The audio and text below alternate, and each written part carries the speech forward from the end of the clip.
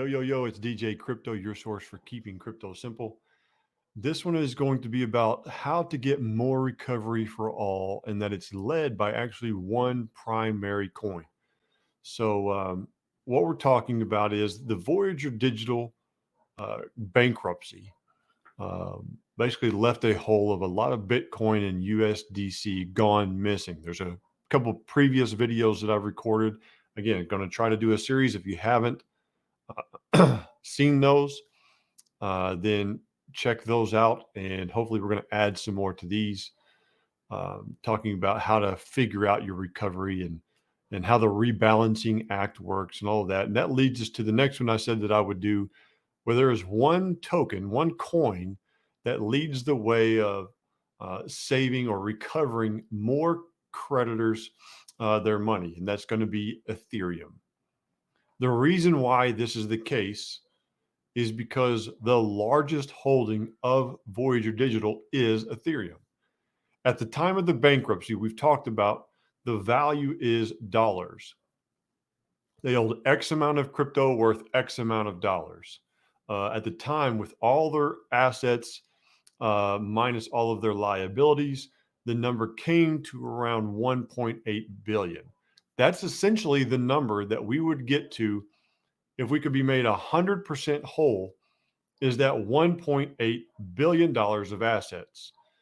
That's all the remaining assets on the platform of 100 plus coins and tokens.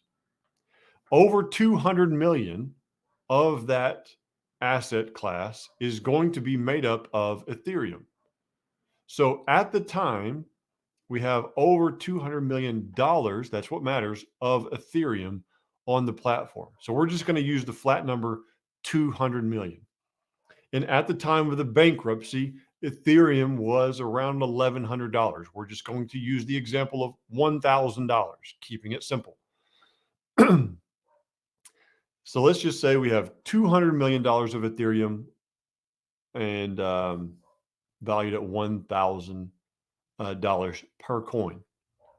As that $1,000 goes to $1,500 per coin, which is the current market value, we then have 300 million, a 50% increase, $300 million of value in Ethereum.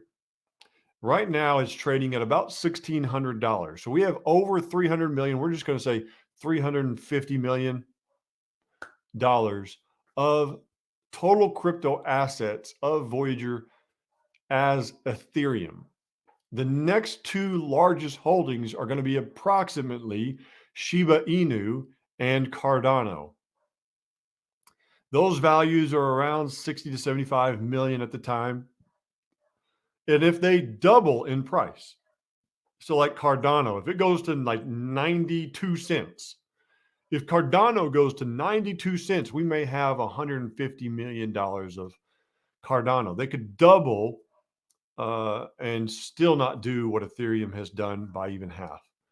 So we're going to look at Ethereum has the biggest impact because it's the biggest holdings. That's the simplicity. Because it's the largest holding, it has the largest impact. That's the truth. That's the baseline truth. Some of the details of it, approximately starting with 200 million. And our goal is that 1.8, what we had was $1.4 billion. That's when we have that like 70 to 72% with FTX and all that. That's from a 1.4 billion approximate value total. Now we're trying to get that 100% recovery, which is our capped maximum by bankruptcy law. It's 1.8 billion total, and Ethereum can drive that. If we see a $2,000 Ethereum, that would equate to approximately 400 billion, maybe a little bit more, total value. That's about 20 to 25% of the total assets that Voyager would have valued as Ethereum. It leads the way to recovery. And I did a poll recently on Twitter where I said, if there was one coin that led the way to recovery, would people buy in, hold it? And the vast majority, I think 80 plus, 90 plus percent said yes, that they would. And I'm not encouraging that. I'm actually not going out and buying Ethereum. Of course, I don't feel like I can buy enough, but if there was a movement, it could happen.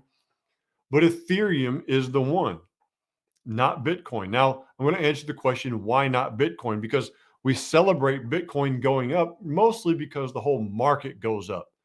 And other people have incorrectly said that Bitcoin's the white knight and all this stuff. They just don't understand the process, which is normal. But Voyager has no Bitcoin. It does no good, essentially, very little good for Bitcoin going up because that's what was lost to Three Arrows Capital. Whoever Three Arrows Capital lent it to, or if they still have it, or whatever's going on, that's where the Bitcoin is. But and they may not have it.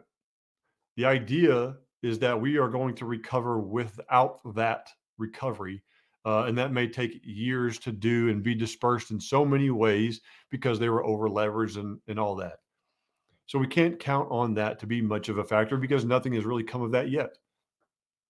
And now those leaders are looking to start a new company and basically just saying, there's not much there worth going at. But whatever the case is there, Voyager does not have much Bitcoin left. The big majority, like 80%, I don't remember the numbers, most of it is gone. So what Voyager actually holds is what needs to go up in market value in order for the recovery value to go up. The percentage that we keep hearing, the 51% in mid-December, is because the market value of held crypto by Voyager had gone down. That's primarily driven by Ethereum. And the simplicity of it all is what Voyager holds the most of impacts the recovery the most. By far, the most is Ethereum. Next is Cardano and Shiba Inu, but those will not really double. There's nothing going on. Ethereum is the driver of this. The percentage of increase, the dollar increase, and essentially you can think of every $500 is about $100 million of recovery. Going from $1,000 to $1,500 in price of Ethereum got us about $100 million. Going from $1,500 Ethereum to $2,000 Ethereum gets us another $100 million. But that also shows how stupid and pathetic the Voyager UCC is because they're taking $60 to $70 million. There's actually a total of 78, but the vast majority of it is a 60 million allotment toward this witch hunt of recovering more funds from third parties. We already have the case, which Voyager is a part of, in overseas in the Three Arrows Capital. What else can there be? And no one believes that they could ever get a return on that stealing, is what I call it, on that allotment of funds that they have set aside, which basically covers McDermott's fees, who runs the Voyager UCC. And the Voyager UCC, like the volunteers like Jason Raznick and such, I guess they can't stand up for us as creditors to defend that allotment of funds because that's 60 to 70 million dollars. That's the same as Ethereum going from $1,500 to $1,850. That's what that impact does. Like a $350 swing of Ethereum price. That's where they are taking away from creditors.